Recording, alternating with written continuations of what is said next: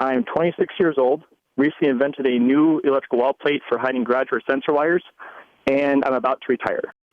How do I approach any eligible girl I meet, and what do I tell her about my income? Well, that's interesting because you don't want to be a target, is what you're saying, for the wrong reason. You don't need a gold digger. I think the healthier you are personally, as an emotionally and spiritually, the more normal you are in terms of, I don't mean normal in a bad way, but I mean you're just a regular person.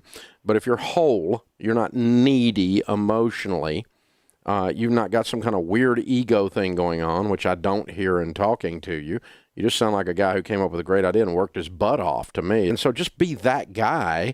I would use them as a filter with young ladies that you're seeing, and just have other people look over your shoulder in case you've got a blind spot for one, and they see things, and give them permission to speak to you about it and go, if you think somebody's after me for the wrong reasons, speak up. You're looking for someone. You're looking for somebody who's beautiful on the inside. Your meeting people matters. Because, where do quality people hang out? And that's where you need to be hanging out.